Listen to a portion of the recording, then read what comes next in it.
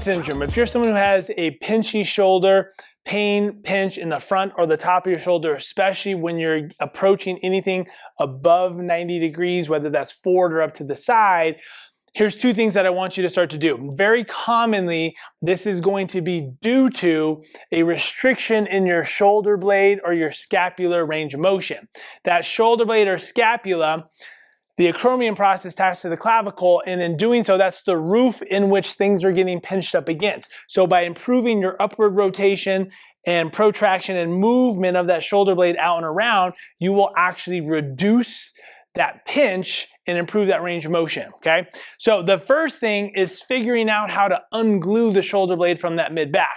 We have various exercises we've already demonstrated in which we utilize TRX straps, suspension trainers, or rings, gymnastics rings, to start to unlock and allow that shoulder blade to get pulled away. Now we want to be careful in this position because if it's pinchy, if I'm getting to a fairly vertical shoulder position, I might be recreating that pain. So we might start with just leaning back and again, not pinching shoulder blades together, but rather allow those shoulder blades to wrap around your body and your chest to kind of sink back.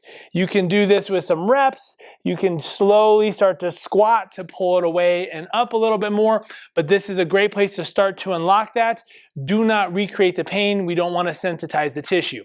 Second exercise is now actively cueing what we want from overhead. So the cue that I like to use, and whether you're coming forward or up from the side, is I want you to imagine you're in a bubble, and that bubble is simply 1 to 2 inches longer than your wingspan.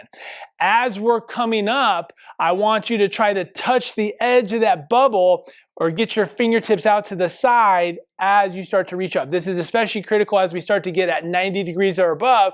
Rather than pulling back and down, I want to be reaching out and up to get that full range of motion. And that cue simply encourages, right, if I'm here, as opposed to here coming up, which is going to blunt my range of motion, I'm going to be reaching, not with my chest, with my arm forward and up, expanding that range of motion.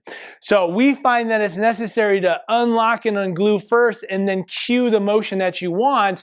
And then the more challenging part though is how does this apply to push-ups or overhead pressing or anything else? That takes a little bit more critical thinking and exercise selection to help you bridge the connection of what we're trying to accomplish here to more functional movements or weightlifting patterns or whatever was causing that pinch in the first place. But you got to set the groundwork and the foundation first with these movements.